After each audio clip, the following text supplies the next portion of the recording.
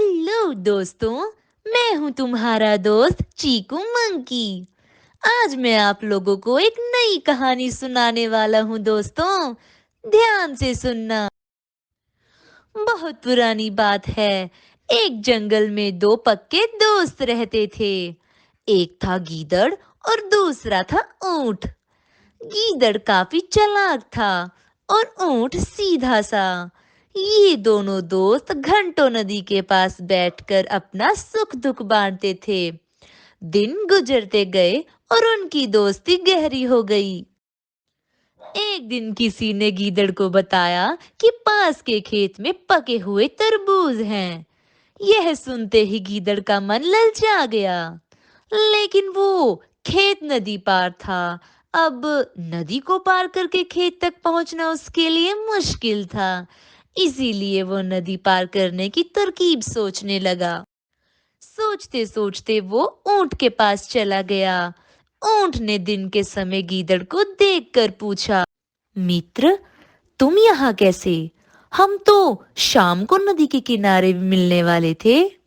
तब गीदड़ ने बड़ी ही चालाकी से कहा, देखो मित्र, पास के ही खेत में पके तरबूज हैं। मैंने सुना है तरबूज बहुत मीठे हैं। तुम उन्हें खाकर खुश हो जाओगे। अ, इसलिए तुम्हें बताने चला आया। ऊंट को तरबूज काफी पसंद थे। वो बोला, वाह, मैं अभी उस गांव में जाता हूँ। मैंने बहुत समय से तरबूज नहीं खाए हैं। ऊंट जल्दी जल्दी नदी पार करके खेत जाने की तैयारी करने लगा। तभी गीदड़ ने कहा, दोस्त, तरबूज मुझे भी अच्छे लगते हैं, लेकिन मुझे तैरना नहीं आता। तुम तरबूज खा लोगे तो मुझे लगेगा कि मैंने भी खा लिए। तभी ऊंट बोला, तुम चिंता मत करो। ऊंट ने जैसा कहा था वैसा ही किया। खेत में पहुंचकर गीदड़ ने मन भरकर तरबूज खाए और खुश हो गया। खुशी के मारे वो जोर जोर से आवाजें निकालने लगा। तभी ऊंट ने कहा, तुम शोर मत मचाओ। लेकिन वो माना नहीं।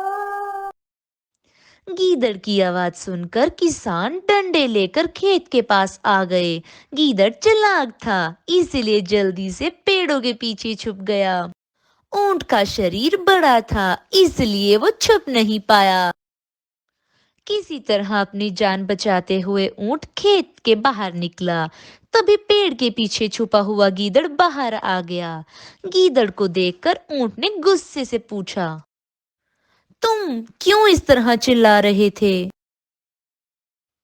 गीदड़ ने कहा कि मुझे खाने के बाद चिल्लाने की आदत है, तभी मेरा खाना पचता है। इस जवाब को सुनकर ऊंट को और गुस्सा आ गया।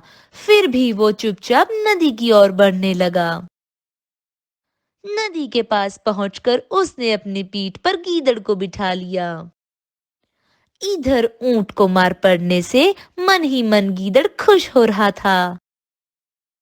उधर नदी के बीच में पहुंचकर ऊंट ने नदी में डुबकी लगानी शुरू कर दी। गीदड़ डर गया और बोलने लगा, ये क्या कर रहे हो? गुस्से में ऊंट ने कहा, मुझे कुछ खाने के बाद उसे हजम करने के लिए नदी में डुबकी मारनी पड़ती है। गीदड़ को समझ आ गया कि ऊंट उसके किए का बदला ले रहा है। बड़ी मुश्किल से गीदड़ पानी से अपनी जान बचाकर नदी के किनारे पहुंचा। उस दिन के बाद से गीदड़ ने कभी भी ऊंट को परेशान करने की हिम्मत नहीं की। कहानी से सीख। ऊंट और गीदड़ की कहानी से यह सीख मिलती है कि चालाकी नहीं करनी चाहिए। अपनी करनी खुद पर भारी पड़ जाती है। जो जैसा करता है उसे वैसा ही भरना होता है।